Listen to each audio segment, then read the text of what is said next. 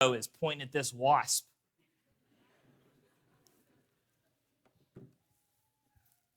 Now that I've addressed that, we can all ignore it and think about something different.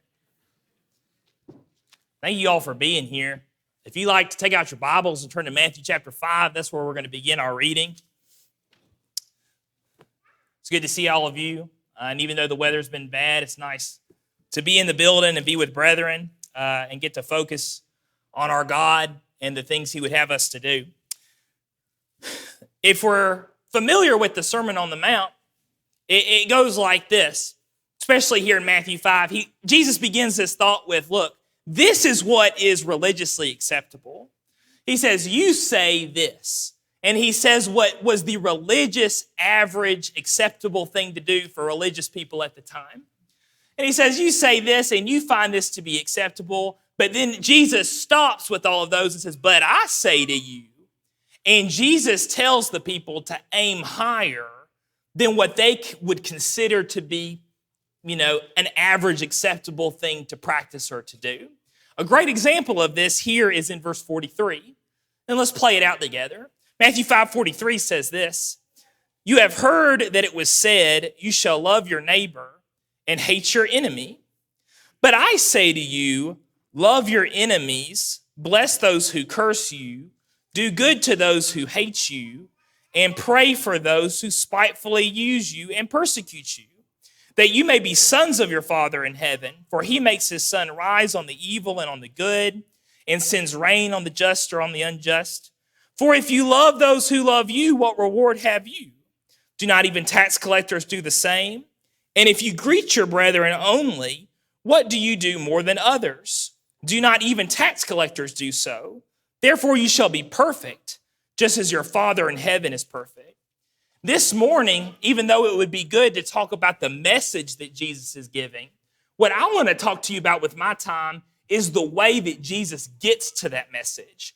What the general thought is or the general tool is for him to arrive at the message that he gives, which is this thought. Verse 43, he says, this is what you find to be religiously acceptable. This is what you as religious people find to be okay, and if I get this to buy, I'll be pleasing to God. And that's you shall love your neighbor and hate your enemy. He's like, if you love people that love you, you love your friends. And most religious people consider that that would be a good thing to do, and that's what you should do. But what does Jesus say in verse 44? He says, I want you to aim higher than that, right? He says, you say, oh, I love my friends. That's so good. He's like, even tax collectors love their friends. Jesus says, if you're my people, I want you to aim higher than that. And this is what aiming higher looks like in verse 44. Love your enemies, bless those who curse you, do good to those who hate you, and pray for those who spitefully use you and persecute you. He says you do those things, well, then you're going to be perfect in the eyes of the Father. So the thought of the Sermon on the Mount, and this is the tool we're going to use from here on out, is that this is what we consider to be acceptable, to love your neighbor and hate your enemy. But Jesus commands us to aim higher, which is to love our enemies and pray for those who are hateful towards us. Y'all see that thought, don't you? It's a pretty easy thought to pull out of Matthew 5. What I like to do now is I just want to show you 5 different ways that you can aim higher. That's all I want to do. And specifically, when we talk about doing things as a church or the things that we do in church, I thought that would be more fitting since right now we're in church. Which is there ways, there are things that we consider to be average acceptable by most religious people, but what are ways that God tells us to aim higher and think higher goals with those certain topics? Let me first by giving you, I think this is a very easy one and one that's very easy to bring out. And that would be the assembly. Turn to Hebrews chapter 10, and I want you to look at what the command is here. Not necessarily the command is that we want to pull out of it, but what actually the focus is in the passage. If you're at Hebrews 10, you can see what I'm about to read. But let's first, before we read that, talk about what our thoughts are. And I don't mean necessarily about what our personal thoughts are, but what is generally accepted to be true about the assembly. If we got all the religious world and we polled them, what do you have to do in terms of the assembly and be a Christian? I think most of the answer would be this. You got to go to church, right? And you think about maybe even times where we've been in that's our mentality, that's our goals in our life, is that, okay, I'm a Christian, I got to go to church. Because that's what Christians do, they go to church, right? And you'll hear people say that, right? Hey, don't say that mean thing about me, I go to church. Like that's all of a sudden, that's their ticket into heaven, right? Well, is that our mentality too? That as Christians, my job is to go to church? Well, that would require me to get up in time, right? And maybe that's our mentality about church. Well, my goal is this week is that I am going to go to church this week, so I'm going to have to get up in time, aren't I? And maybe that means I'm going to go to Bible class if I find the time. And maybe as well, I got to kind of check that box. Because my mentality and my perspective about church is I'm going to find here what's generally acceptable. If I go to church, that's what I need to do. I'll have to get up in time to go to church, and I'm sure I'll make it to church. And then you'll have brethren come up to you and say, Andrew, where in the Bible does it say go to church? I need that for my buddy. He needs to know he needs to go to church. Where in here? And what do I tell him? There isn't a passage that says go to church. Look at what Hebrews writer does say about church, or about the assembly specifically. Look at verse 24. And let us consider one another in order to stir up love and good works, not forsaking the assembling of ourselves together as in the manner of some, but exhorting one another so much as more as you see the day approaching. If this is the general accepted thing to do in the religious world, to go to church, how do we aim higher? What do I put in this other box according to this passage? I think I aim higher by doing this. My perspective is not, I got to go to church. My perspective is not, am I going to go to church today? My perspective and my goal in aiming higher according to this passage is my job is to stir up the church. That the thought is here in verse 24, in order to stir up love and good works amongst the church. And I can't do that by forsaking the assembly. If my goal every week is not to go to church, but my goal is to stir up the church, what am I going to have to do? Well, if my goal was only to go to church, I was going to have to get up in time, right? But if my goal is to stir up the church, that means I have to be present with the assembly. That means I have to sing, to teach, like we read about in Colossians. That means I got to actually speak to people and I got to exhort them in some way, doesn't it? This is my toolbox to do this. I got to get up in time. I got to go check my box. But what's in my toolbox to accomplish this mission? I got to be present. I got to sing, to teach. I got to speak to people. When I aim higher, what do I end up doing? I end up doing a lot more, don't I? And I think that's what Jesus intended by telling us what he told us here in Hebrews 10. The command isn't to go to church. The command is to stir up the church, right? Now, let me talk about for just a moment about your presence being important. One time we were in our question and answer study, and someone had a question, what do I say at a funeral? And I understand that there's some anxiety about that. That when you go to a funeral, there's an expectation that we walk in line and you greet the family and you tell them you're sorry for their loss. And then you go and you sit down or you leave, whatever you need to do, right? And usually that's a question that people have. I think that's a good question. What am I supposed to say to them? Because people have this mentality that I got to comfort these people. I got to say something right. The fact of the matter is, unless you're Terry Benton, you're not going to say something magical that's going to make everything better. I don't have the ability to do that. That's something Terry was really good at. One of our ladies in our question and answer class, she had a good comment on that. And the only thing that she said is, you know what? Your presence means everything. And when you go through the line in a funeral, you're not saying something magical that's going to bring comfort to the family. The only thing you're doing in that line is you're saying, look, I'm present and I care about you. I care about you and your loss so much that I came here today. That's the only thing you're conveying. Your presence is what's important. If you're looking for something to say, all you need to say is, hey, we're thinking about you. We're praying for you. That's really all you need to say because your presence means something. Now take that to church. Does your presence do something at church? It does do something at church. Your presence means something. I have preached in congregations with 2 people. And I'll tell you what, it was disappointing. It's disappointing to sit in a room this large with 2 people. But it's very encouraging to sit in any building that's filled up, because that presence there is encouraging. The exhortation is powerful.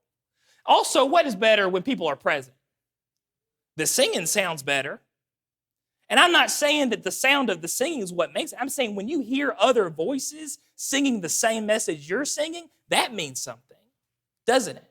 And when you're going to speak to people and you're going to encourage them and exhort them, that means something, doesn't it? And that's all in my toolbox if I'm going to aim higher and I'm going to stir up the church. Now, when you have someone with the perspective and the goal that they're going to aim higher and they're going to stir up the church, that's what their goal is every week. Are they ever going to miss church? They don't even have room for that in their goals. Now, if this is the highest goal they're ever going to reach to, they're going to go to church. Are they going to miss church sometimes? You better believe they're going to miss it, church. And why? Because they're aiming too low. They're supposed to be aiming a lot higher than that as one of Jesus' disciples. Let's move on to the next point. We're not going to spend all the time we spent on this one. This one's more of an example to get you on track with where I'm going with this. Let me give you a second one out of 5. We can aim higher in worship. Look over to chapter 13, verse 15. And before we read it, let's ask this question. What's generally acceptable in terms of our worship? What is the religious average thought about what I got to do for worship? Well, I'd say it was this. I got to go do our worship practices. And many of us were taught the 5 acts of worship, and we'll say things like, and I wouldn't agree with this statement, this is what the Church of Christ does, and this is why we're doing it. And these are the acts of worship that we do, and this is what we do on the assembly times. I've got to sing, I'm going to pray, and because of what we believe, we're going to take the Lord's Supper. So my only aim and my goal in worship is only to do the practices that I'm supposed to do. And that's as far as the mentality goes. But let's read Hebrews 13:15. We could read John 4, but I thought this would be easier because we're closer there. Look at 13. If you start in verse 13, he says, there they let us go forth to him, Jesus, outside the camp, bearing his reproach. For we have no continuing city, but we seek the one to come. Verse 15 is the explanation. Therefore, by him let us continually offer the sacrifice of praise to God. That is the fruit of our lips, giving thanks to his name. Since Jesus has suffered for us outside the gate, let us go to him, and therefore let us praise him, right? Look at it, verse 15. How many times is God mentioned?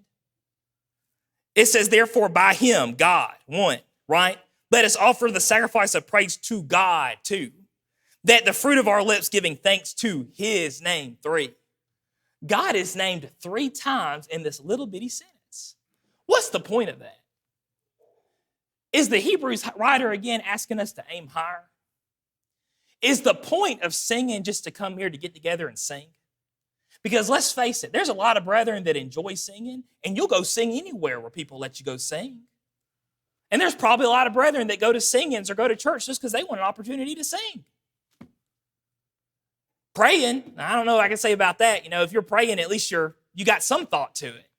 But maybe you just know how to sit quietly in a prayer, and that's something that you enjoy doing. What about the Lord's Supper and those elements?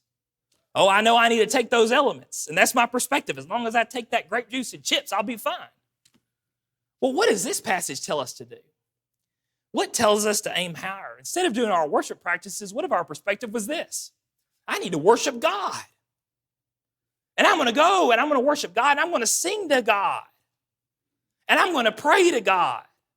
And I'm going to have communion with God. What if that was our perspective on worship? Would that make a lot of difference? Man, I think that'd make all the difference. A couple of years ago, we were done with church. And I don't mean to unfairly judge this family. I don't know what was going on with them. But there was a family on vacation that pulled up about 15 minutes after our church services in the AM were over. And they saw one of our men coming out of the building and almost casually asked one of our men to go back into the building and get them some Lord's Supper elements so that they could take it there in the car, and then they could be on their way. Now, again, I don't know of all the circumstances, but just assuming that they were on vacation, was that the concept of having communion with God? Or was there something missing? Is that someone, and again, we have to put ourselves in their shoes. I'm not trying to talk about them, I'm trying to talk about us. If we did something like that, are we putting our faith in the elements, or are we putting in the faith in the God who created the elements? There's something missing there, right? And frankly, I think that's just aiming too low. I like our live stream. I think it's helpful in an evangelical way. I like it that I can give people videos and say, look, we talked about this. Jason talked about this. I talked about this. Here, watch this video. I like that aspect of it. And to be frank, if you're at Children's Hospital and you're sitting there with your sick child in the hospital and you want to watch our live stream because it's encouraging, great. That's wonderful. I'm not going to talk to you about that. But when I go other places and I have people saying, oh, yeah, I know you. We watched you while we were driving to Disney World. And they'll tell you stuff like they took the Lord's Supper in the car watching me and watching the Gardendale live stream. Y'all, I want to vomit. What in the world? We were on the way to the beach. We didn't stop anywhere. Man, we could have stopped at lots of places on the way to the beach. You could have stopped at Bratmont, There's places you could have stopped on the way to the beach to go and assemble with the brethren and worship God. But no, you watched the stupid live stream. And you took the elements while you were driving down in the car? I apologize for saying that word, stupid. I don't want to start saying it. But you can see my frustration and my confusion with that, right? That is someone whose faith is in the practices. Their faith is not in the God who created the practices. And that's the issue. Where's the communion with God? Where's the thought of doing these things for God? Where's the time we set aside for God? Would that not be aiming higher? The person whose aim is here, do they always do the practices correctly? No. But the person who's here and this is their goals, do they do the practices correctly? They always do the practices correctly because they have the reverence to back it up. Let me do this to that one. How could we aim higher for the withdrawal process? Look at 2 Thessalonians 3:13. I wanted to take us out of Hebrews just for a second, but we'll be back.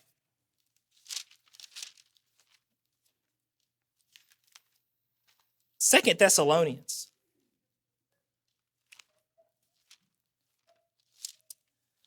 Here, Paul leaves us with some knowledge right before he concludes his thought. What would be our perspective of what's generally acceptable for withdrawal? What would be average for the religious community? Well, maybe the average would be this. Well, the elders came up in the announcements and they read off that we were withdrawing from somebody. And what would I need to do because that was the perspective that I had on my goals in that situation? Well, maybe one, I would maybe take that as, I need to avoid them at all costs. And if I see them at the grocery store, I don't want to have an uncomfortable conversation with them, I'm going to go the other aisle. Maybe our perspective is just this. I need to let the elders deal with that. That's their job. And that's as far as I'm going to go. The elders have dealt with it. I don't have to worry about it anymore. And frankly, I think this is what's a building block for this thought. I'm just going to do nothing. Because it was read, they got a letter. What else is there to do? I'm just going to wait it out. I'm not even a thought about it anymore. But what does Paul say about withdrawal in 2 Thessalonians 3? Verse 13 says, "But as for you, brethren, do not grow weary in doing good. And if anyone does not obey our word in this epistle, note that the person, and do not keep company with them, that he may be ashamed. Yet, do not count him as an enemy, but admonish him as a brother." It gives the thought about withdrawal there. If someone rejects Paul's epistles, to withdraw them, don't have a social association with them. But he says, but don't treat him like an enemy, admonish him like a brother. What would be the perspective of aiming higher for this thought? What about instead of just the elders say we're withdrawing, and that's as far as my perspective goes, what if my perspective was this? I need to admonish to save when I heard that there's going to be a brother or a sister withdrawn from. What do I need to do to accomplish this goal now that I'm aiming higher? Well, that means that I'm going to go out of my way to speak to them at the store. Y'all, this happened to me a year ago. I saw somebody in the store. They saw me. We made eye contact, and they gypped me. They tried to go down the other aisle all of a sudden. And I almost let them do it. And I said, wait just a second. No, I'm Andrew Smith. I can do this. I had taught myself up about it. And guess what I did? I ran down the hall until I found the aisle they were in, and I zipped in, right? Oh, hey, I'm just shopping, you know? And sometimes you got to do things like that. But all that I did is I told them, hey, I love you. We miss you. If there's anything that I can do to get you back where you need to be, please call me. You got my cell phone number. And that's all I needed to say, right? What was the attitude there? The attitude has to be the higher call, admonish to save. If this is my goal, what else am I going to do? Maybe I'm going to write them a card. And we did something really good about this a couple of years ago. We wrote a lot of cards to an individual, and I think that blew them away. That's my goal if I admonish to save. And what about this? I'm going to try to do something. This is something I talked to my grandma about a while back. If there is someone that you want to reach out to that's lost, you're going to be able to sleep so much better at night if you knew you tried to at least do something. That you can say, you know what, I tried. But until you do something, until you write a card, until you go out of your way to speak to them, you can't say you tried to do something. And if your goal is this, that's going to eat you alive. And it's designed to do so, right? How much better would it be if our goals together would be this aiming higher goal, admonishing to save, than it would be just to let the elders deal with it? You know, what a better place we could be. How many more souls could we potentially save? That's an impressive thought if we would just aim higher. Here's my fourth one out of fifth. What if we could aim higher for sermons? Turn to Romans 12, and while you're turning there, we'll talk about what would we generally accept is the religious world's perspective on a sermon.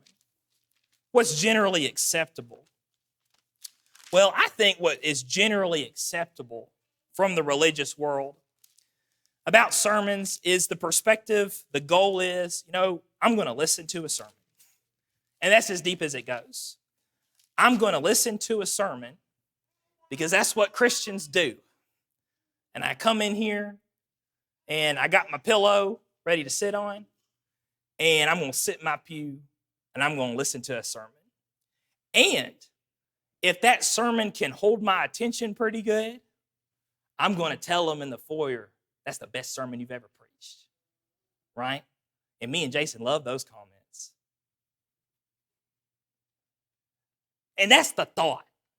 I'm going to listen to a sermon, and the goal here is to pay attention. And if I can be attentive to the sermon, I'm going to be a good place. If the goal was only to keep your attention, I better tell some jokes. And I better tell some stories. And I better have something heartwarming at the end. If the goal solely was to keep your attention. But what does Romans 12 say about our spiritual life? Romans 12, and I'm going to turn quickly to Colossians 3 right after this. Verse 2, he says, and do not be conformed to this world, but be transformed by the renewing of your mind, that you may prove what is that good and acceptable, perfect will of God. There's two words I want to pull out of here. One is transformed. That means looking different tomorrow than you look today. The other word I want to pull out is renewed. That as your mind is renewed, as you receive information that you may have already had, but you get it again, your mind is renewed, which allows you to transform. And what does that ultimately do? It helps you discern and prove what the will of God is. And if you know what the will of God is, you can do those things, right? Well, how do we renew our minds? Look at Colossians 3:10. Colossians 3:10. It'll tell us how we renew our minds. If you don't want to turn there, I'll just read it for you. He says this, and have put on the new man who is renewed in knowledge according to the image of him who created him. How do we renew our minds? It's in knowledge according to the image of him who created him, and according to the knowledge of God, the creator. That's how we renew our minds. If I'm going to listen to a sermon and just be attentive, there's other goals that would be in mind. Well, how would I aim higher here based on those passages? What if our aim instead was, I'm going to understand the gospel message? And that's my concern here. And that is going to allow me to learn something. I'm going to renew.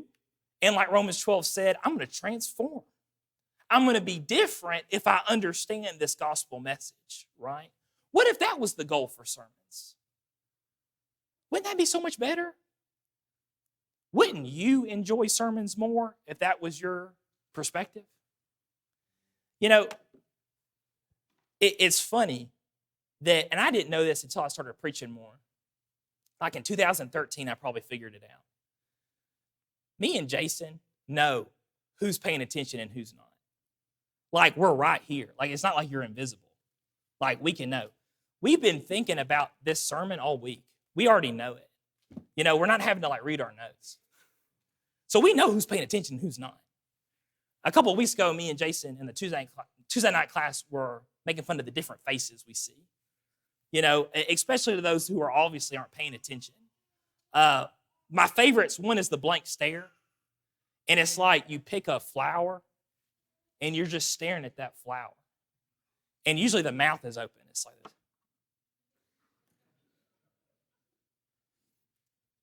Of course, one of my favorites is the bowing down.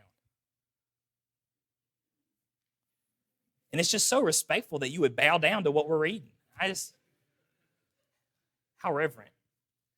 You know, the new one is watching Archer. Half of y'all are watching Archer. And I can't compete with my nephew.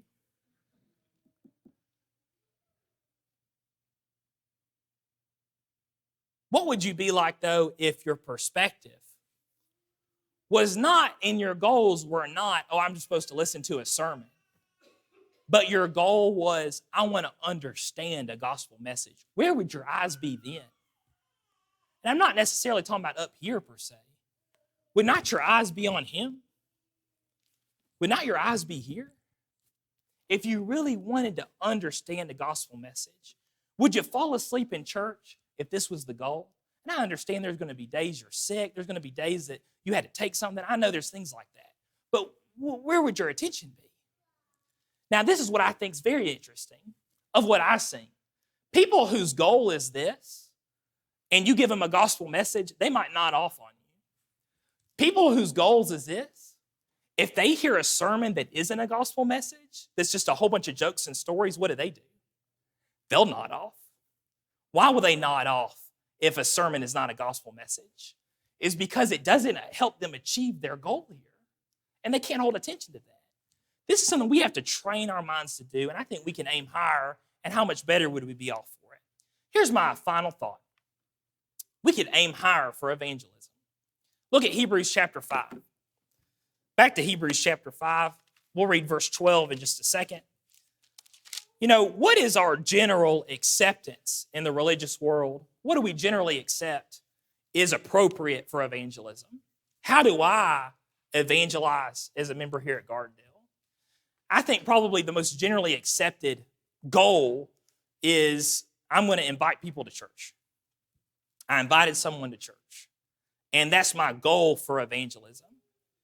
And I think that's generally accepted, not just in the religious world, but amongst Christians. That's the place where we have to be. That's the highest we can get to. What do I have to do that? And I'm going to be very fair with this one, I think. That takes a lot of courage, doesn't it? To invite someone to church. I want to give you some credit here. That also takes a lot of heart, doesn't it? And I'll even say this, it takes some love for Jesus. You know, if you really love God and you really love the people around you, you probably would try to invite them to church. I think that's something special. But I still think we can aim higher than that. Look at Hebrews 5, I'm going to just read verse 12. He says, "For though by this time you ought to be teachers, you need someone to teach you again the first principles of the oracles of God, and you have come to need of milk and not of solid food. For everyone who partakes only of milk is unskilled in the word of righteousness, for he is a babe. But solid food belongs to those who are full age, that is, those who by reason of use have their senses exercised to discern both good and evil." This is what I take from this, and I'm using verse 14 to define verse 12. If you are a brother or sister that can eat solid food, that you can understand a biblical point that's a little bit more tougher than just the average things that we would cover. If you're a brother or sister that you have your senses exercised, that you know the difference between good and evil, that you know what's good, you know what God considers evil, you know where they split and where there's a difference. And maybe you talk to people about that. You talk to people at church about that. You can say, well, this is a good thing to do. Well, this is an evil thing to do. That's where you're at. If you're one of those people, well, then you should have already been a teacher. Now, I'm not saying you have to be a teacher as in you have to come up here at the pulpit. I'm not saying that. I'm not saying that you have to teach in our Bible classes. That's what I'm not saying either. What I'm saying is if you know the difference between good and evil, and you've been a Christian long enough that you can know what's right and what's wrong, you have the command given to you that you should be able to teach someone else the gospel. Meaning you could sit down with them, just one other person, with a Bible open, and you could explain to them the gospel. Now, I'm not saying you have to have some answer for every question. I don't have an answer to every question. Jason doesn't have an answer to every question. But you do have the ability to share the gospel with at least one other person. You should have the ability and able to do that. If my goal here for aiming higher, I would say it's this. Not invite someone to church, but I should be able to teach the gospel. That's aiming higher. And what is the tools I'm needed to accomplish that goal? Well, I need to be able to understand the gospel. I need to understand enough about the gospel that I could share it with someone else. And going along with that, if I understand the gospel, I should be able to explain the gospel, right? To take somebody through a chapter and say, this is the gospel, this is what the gospel says, and this is what the gospel offers you. I should be able to sit down with one person and show them that. Number 3, this requires patience.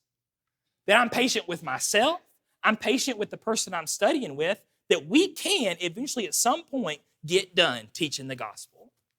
That's what those things take. Now, does this person also have these 3 things? They better have those 3 things. That's their motivations for doing so.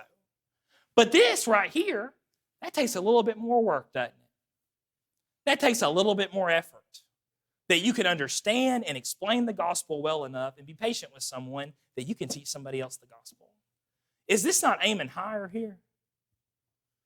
What has Jesus called us to do? He's called us to aim higher, hasn't he? Shoot for the stars here. Because if we aim higher, that is how we become perfect under the will of God. That's the goal, right? Especially for this last one. I think these other 4, we all can work on ourselves. And you can go ahead and put up your Bibles. We're about to sing the invitation song. But especially with this last one here. This one takes some effort. And this one takes some work. If you feel like you do not have the ability to sit down and teach someone the gospel, I don't want to shame you. I've been there too. There's been a time in my life where I was a Christian and I didn't know or didn't have the confidence to sit down and explain to somebody the gospel. But what I did is I went and I found someone to teach me, show me how to explain the gospel to somebody else. And that's what I asked Justin Roberson back in 2011. And Justin sat there and studied with me and taught me how to teach someone the gospel. And he let me practice on him and explain the gospel to him. And he gave me an ability there, an ability that I needed to have. Me and Jason here are your resources. You know, if you're a member of this church, you know, you support us. You pay us to do this, to equip you. If you're someone and you don't know how to teach somebody the gospel, it would make our world if you would come up to us and say, hey, Andrew, hey, Jason, would you sit down with me and would you show me how to share the gospel with someone? Are we going to say no? Jason, are you going to say no? Y'all, if we say no, we're going to get fired. This is our job. Our job is to equip you so you can share the gospel with other people. It's going to make our world, it's going to make our life easier. If you say, hey, Andrew, will you meet with me one day this week and talk about what we just talked about? I just want to be able to sit down with someone, be able to share them the gospel. I'm going to let you practice on me, and we're going to go over it together. We won't quit until you feel confident with it. And now, guess what you can do? You can aim higher. To begin to aim higher, you first need to become a Christian, don't you? That's the first step into aiming higher. And in the contrast to the world, that is aiming higher. That's aiming higher much farther where you are. We don't have to fall short of the grace of God. We can certainly reach for it, can't we? If there's anyone here that we can assist obeying the gospel of Jesus Christ, why don't you come forward as we stand and sing?